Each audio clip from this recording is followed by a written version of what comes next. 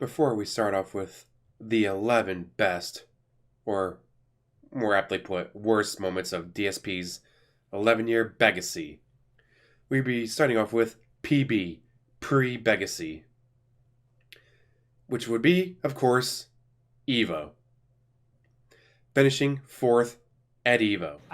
There was a problem. I think it was the PlayStation version. Because when you play Bison and you hit a fierce flame and it only goes like 20% of the screen, you got a problem with the game. And That's the answer I was looking for. You got some idiot named DSP who's a total piece of shit, by the way. I like to get that on YouTube. But this guy thought he was hot shit because he beat me and Choi in a game that was like, it's like fucking Neo Geo conversion of Street Fighter or some crap, dude. And he was so proud that he put under as a signature, he's the #1 U.S. ranked Super Turbo player that year. But I mean, look at him now. I mean, he's just... 20,000 idiots are subscribed to him. That's great. Congratulations.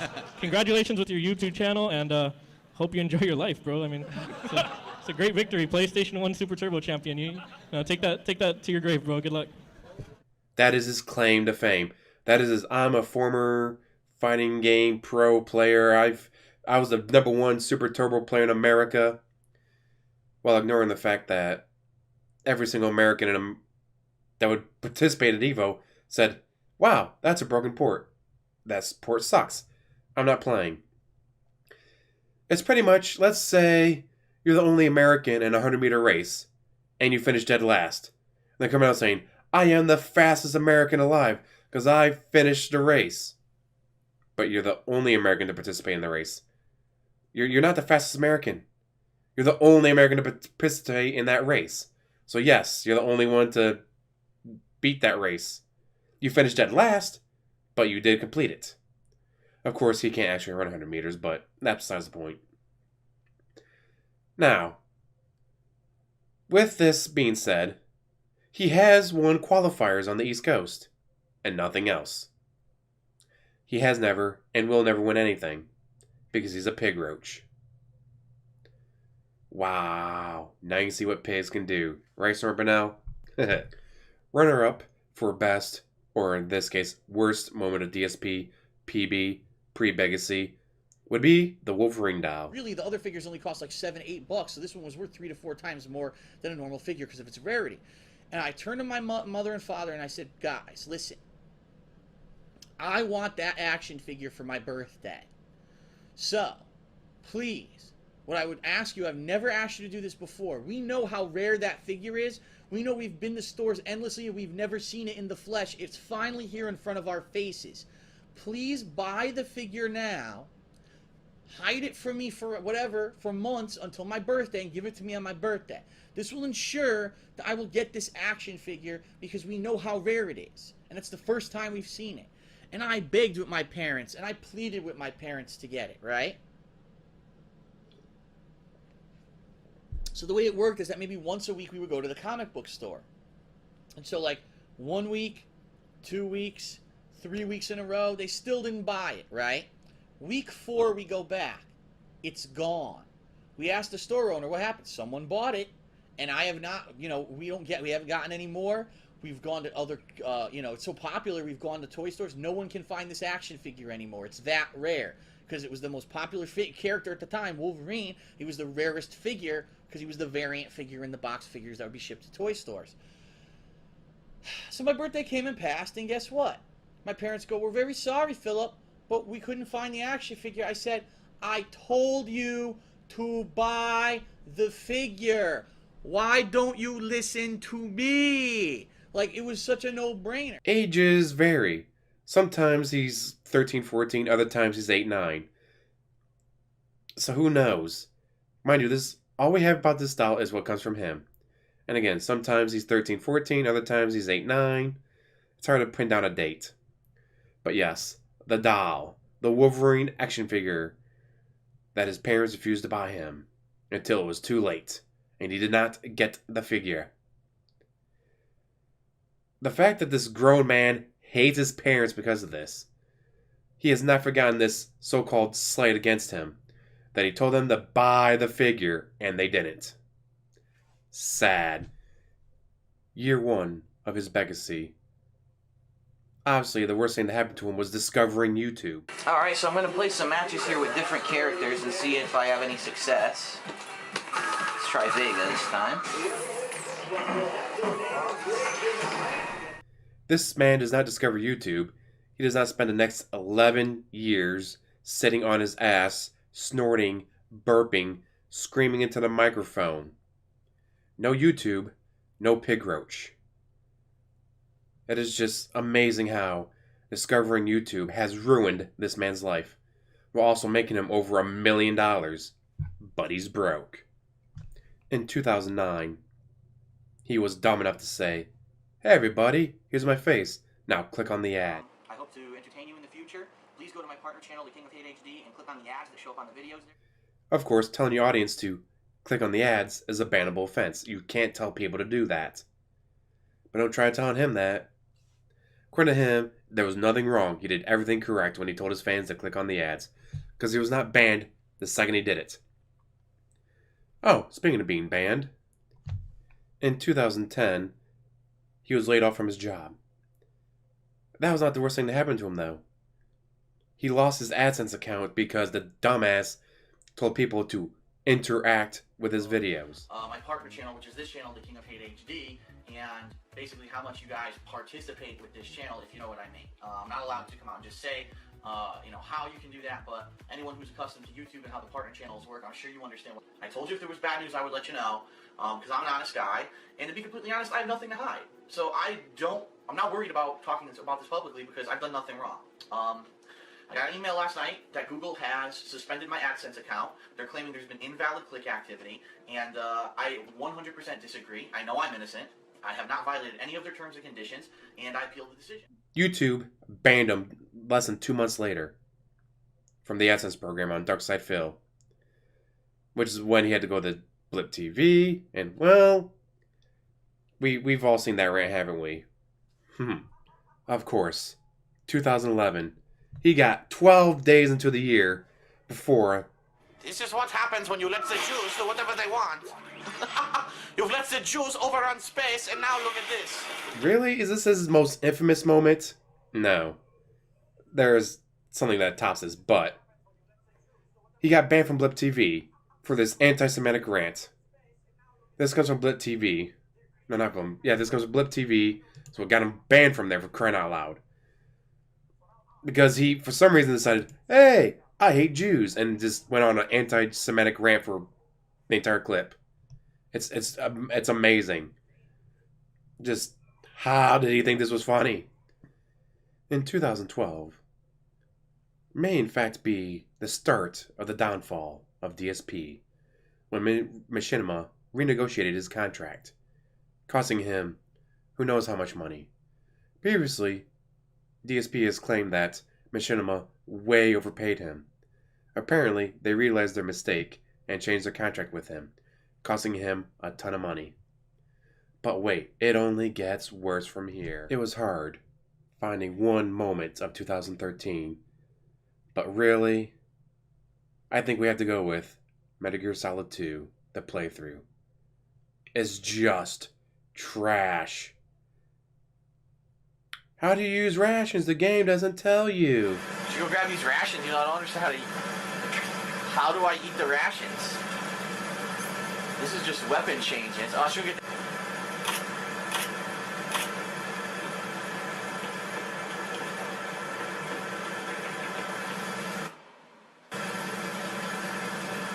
I don't know how to use my rations. I have no idea. Also, isn't this the one where he tries to go after a sniper with a shotgun? Even if it's not, it's just the start of just stupidity from him. Part of his hatred for Kojima. It is just so bad.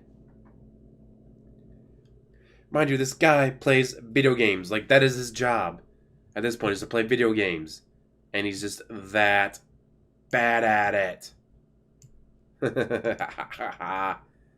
Game over, bitch. And how can you sit... Like, people watch him and are entertained by it for the wrong reasons. Like, there's nothing...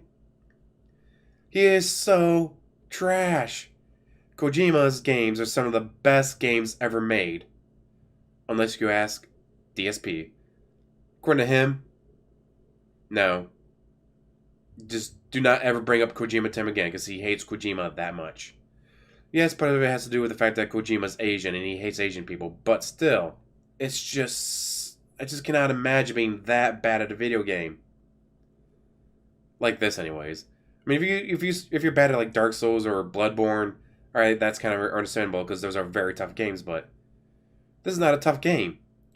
Well, here he goes, drawing in like 20 people. There's too many of them. Well, then don't aggro 20 guys at once, and you won't get killed by 20 guys at once. Just saying. Trash. Moving on to 2014. Ooh, you have The Move that completely boned him financially. To save himself roughly $5,500 a year on income tax in the state of Connecticut, he decided instead to spend $4,000 a year on property tax in Washington, plus another $2,000 in business tax, plus mortgage, plus higher bills, just way more money moving to Washington. But 2014 is also the birth of Sons of Kojima. And so I think we will be going with Sons of Kojima here. God, I mean, it's so hard to choose between this. Oh. I mean, The Move fucked him financially hard. But Sons of Kojima also screwed with him hard as well. But I think we'll go with Sons of Kojima here. 2014 will be Sons of Kojima. 2015 had so much happen in it. Ooh. You had him reading off the private messages and emails with Rambo, leading to Rambo and Howard cutting him off completely, which led to an expose video later. He would scam his fans out of a ton of money, like thousands of dollars for a Project 7 reboot that never happened. Ooh, there was a swatting, getting DDoS, the copyright strikes. But really, I think the most dickhole movie did in 2015 was the Panda Lee brother wedding. We don't know. Right now, the tentative date is November 10th, 2015. And I'm going to say this, even though it's really not. Unfortunately, that's bad timing for me.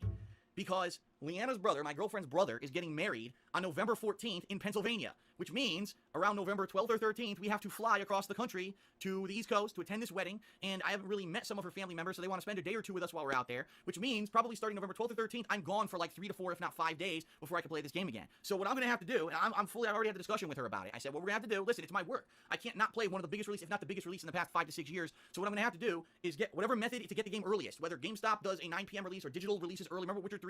Digitally, you could get Witcher 3 early. Whatever the earliest thing is, I need to get it.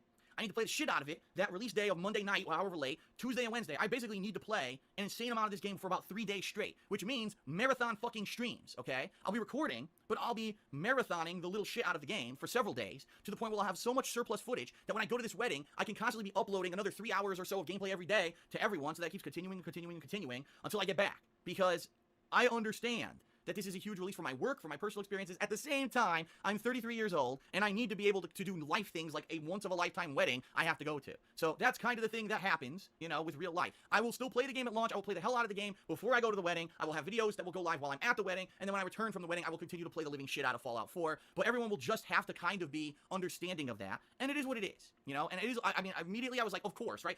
Any fucking day of the year, if the game could have come out, it has to come out the week of the wedding that I can't be here. And let me tell you, oh my god. This ridiculous stuff that people are making up.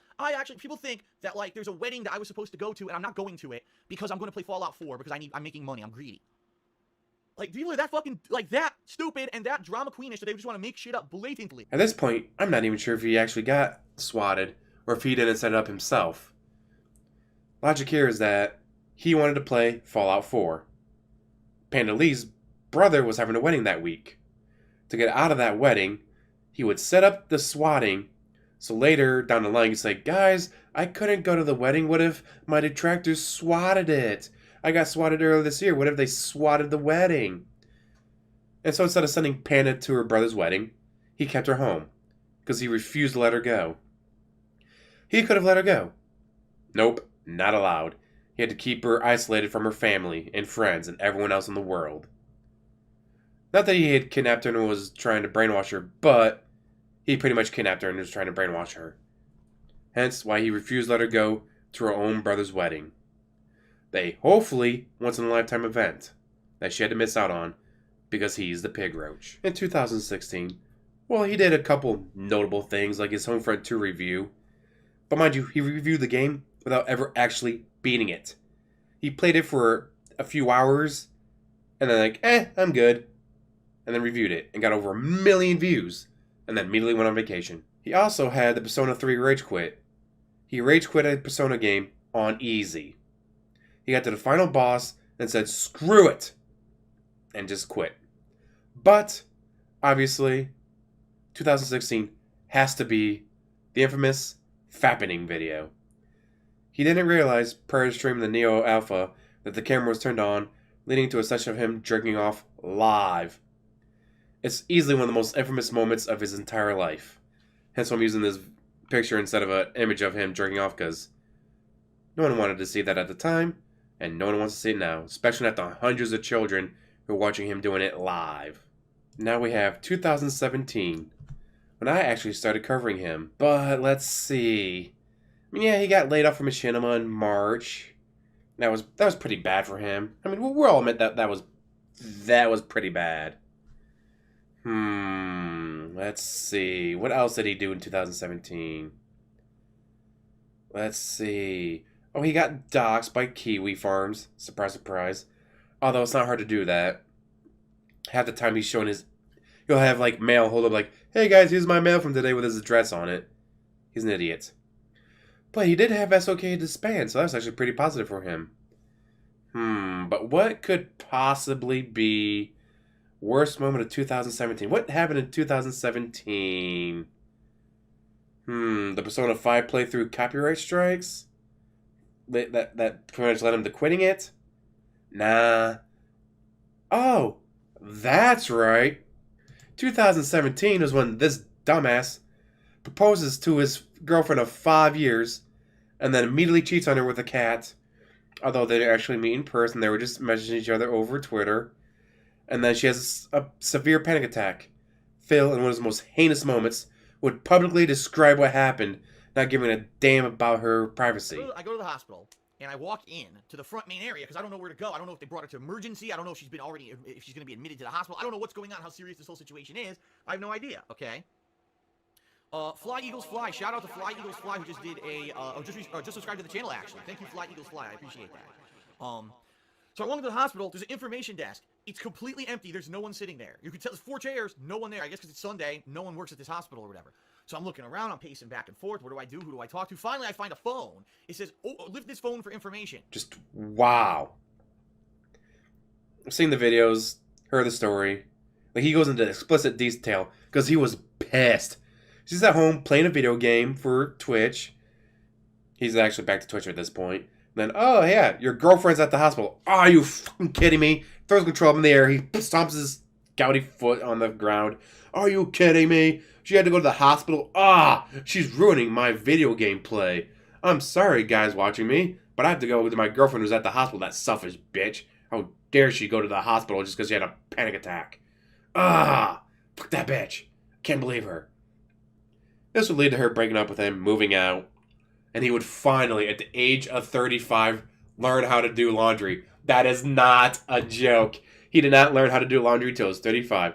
Because beforehand, even after he moved out to his condo, he still had his mom do his laundry for him. Then when he moved to Washington with Leanna, he had her do his laundry. He was 35 years old when he finally learned how to do his laundry. Are you kidding me? Now, 2018. There was a very interesting saga in his life involving an escort saga. But the escort wasn't real. He was, however, flying a woman in across the country multiple times. But it wasn't an escort, it was a gold digger. I love looking at this picture. This picture's great. But yes, I think of all the stuff that he pulled off in 2018, including the Save the House tax marathon. I think I'm going to go with this. 2018, it was moving the cat across the country after flying her across the country multiple times. Well, mind you, he was crying broke the entire time. Put up a picture of him wearing a long sleeve shirt. I can't turn the heat on because I'm so broke. Oh, hey, here's $6,000 to fly my girlfriend across the country. Again. Wow. Now you can see what pigs can do. I think I already used that line. Oh, well. He's done so much. Like, I couldn't just leave it to one event. There's so many. Ah, man, but I think we'll go with starting in 2008. Obviously, the worst being him discovering YouTube. But that is also the year, I cannot believe this, he held up a Street Fighter 4 tournament, getting his ass disqualified for doing so and ended up raging hard. DSP, stop recording. No one gives a shit. Play. You can't hold up a tournament. One man for DSP to report this match is disqualified. Where am I playing? You still haven't told me. Jesus Christ, man. Treat you like you're Want me to run the fucking tournament for you?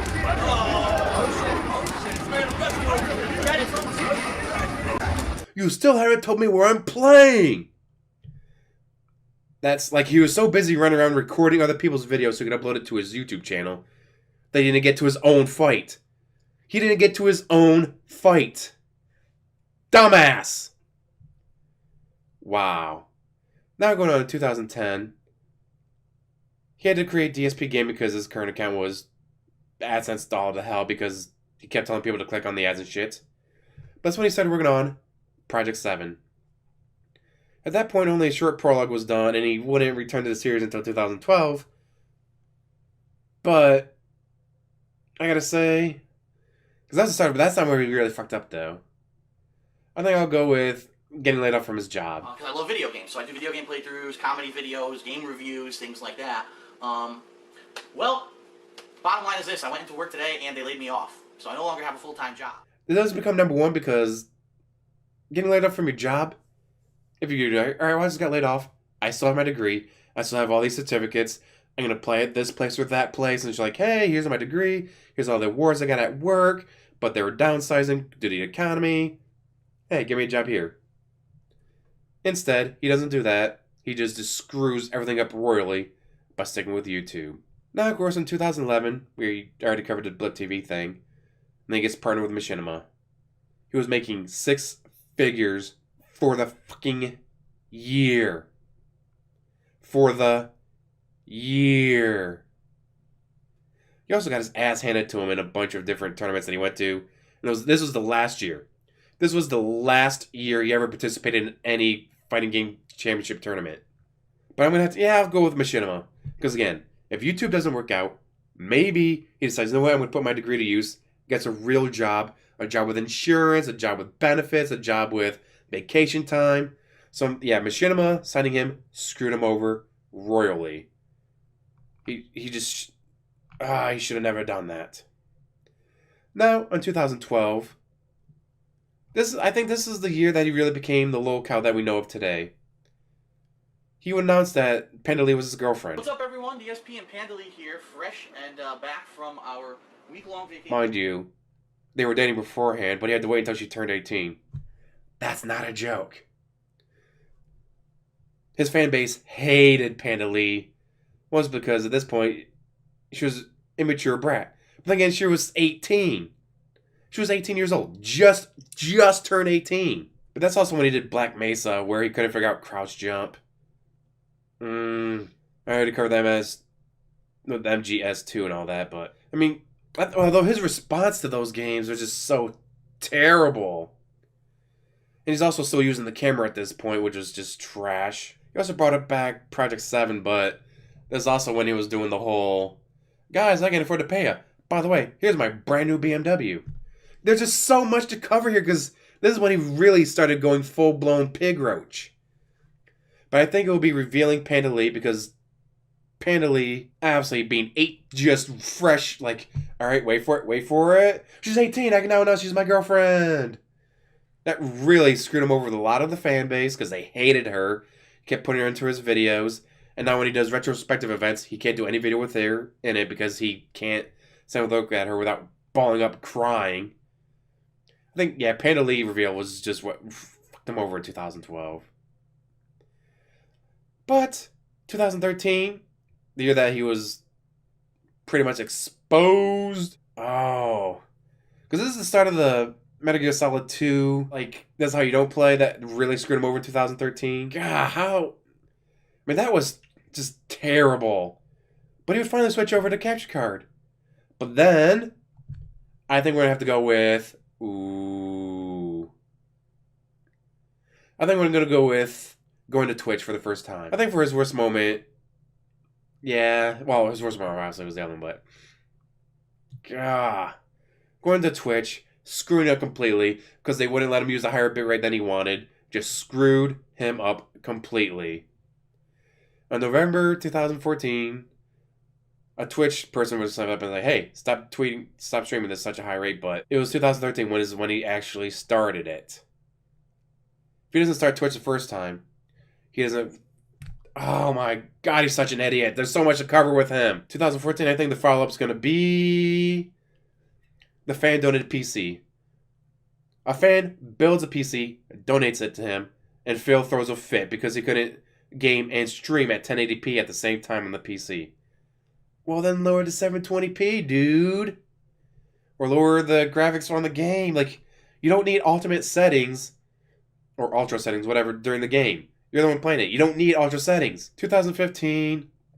Oh, he did so much. Like I said, this is also the year that he got swatted, supposedly. I'm still not sure he got swatted.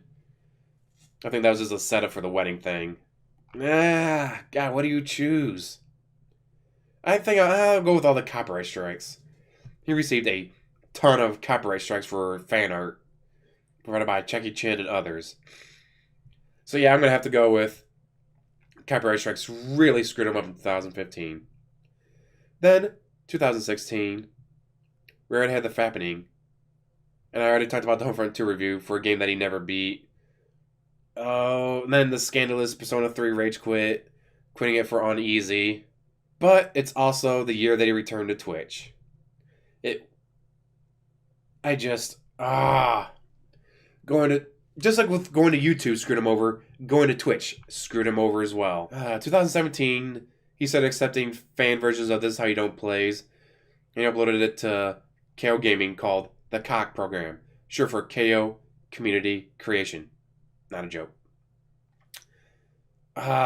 It was not very popular and died off pretty quickly because, no, you made fun of me! Not allowed to upload! But that's the whole point of This Is How You Don't Plays. That's also when he got laid off from Machinima. Oh god, there's the Laverian Curse stuff. Oh. But it's also when he first met Kat. That Super Mario Sunshine playthrough that he refused to do even though it was already paid for it. Paid over $1,000 to do it. How does one man do so much? Oh. He also got... Yeah. I think it'll be the Machinima, Laveria, Curse thing for runner-up in 2017, just because how does one man do so much? And now, 2018. Oh, what do we go with for 2018? Because the escort saga turned out to not be real, even though he was finding a woman in over multiple times across the country. Maybe the text Beggathon. After all, this is 11-year Beggacy. I'll go with the text Beggathon. First of all, what I'd like to do is start off positively and outline the positive things that have happened in 2018, in my opinion. Number one, continuing on as a focus of just being basically a streamer. Text Beggathon is definitely going to have to be it. He raised thousands upon thousands upon thousands of dollars only to use it to move Kat in. Dumbass. And then finally, 2019. It's a toss-up. I'm going to go with $2,000 cat reveal. Not $1,000 for news. You're an idiot if you say that. It's not. It's a big positive reveal. It's not news. I'm not gonna just say a snippet of news on the stream if we hit the goal. You're completely moronic if you're saying that and repeating that dumb detractor meme. You know, put a fucking brain in your head between your two ears and stop just repeating and parroting what dumb shits say to try to make things sound bad. It's not. I'm telling you, this is going to be a great thing. That's why I've been building it up. Ladies and gentlemen, I would like to introduce you to our pet.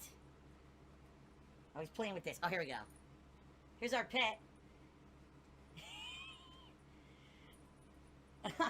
Yeah, here we go. Perfect.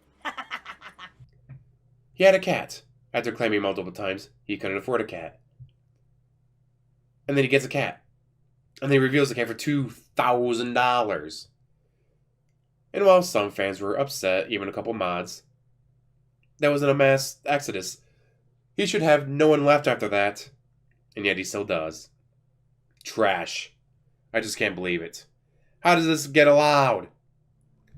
And now for 2019. There is so much going on. The $20 rant, the Jasper reveal. But really, for me, it is this. The wedding scam. Literally, just a week earlier, I can't get married. I don't have any money to get married. Now my parents are flying Kat and I out to Connecticut. All expenses paid trip. They paid for the flight. They paid for the hotel. They're paying for all food. They're paying for everything. By the way, guys, I'm broke. Send me money to go see my dying parents. Hey, guys. Turns out my parents weren't really dying after all. I was just getting married. Yay. God, he does... Like, that should be, like, one of the happiest days of your life. And you can't even get a teeth smile. Just a bland, yep. Look at the camera. The dark, soulless eyes. The devil's eyes staring to the camera. And Kat, girl, what is up with that eye? No. Girl, you need to get somebody to do your eyebrows and your eye makeup. Because that is just... No. That is a no, no, no from me and from everyone else watching. Now, what would be your choices? Do you think I made the right choices? Do you think one of the runner-ups should be number one? Or something that I mentioned but didn't put in at number one or runner-up should be here? There's so much to discuss with this guy. Just so much. How? How does one person make that many mistakes online? Alright, there's Chris Chan, and George Senda, and LTG, and Wings, and Mundane Matt, and RTU, and the list goes on and on, but just think. 20 years ago, none of these names would be known. None of these people would be known. There'd be no YouTube, no Twitch, no way for these people to come out and be like, hey, I'm going to do something incredibly offensive online for everyone to see. What a time to be alive. Thank you for watching. As always, like, subscribe, comment down below, and have a wonderful day.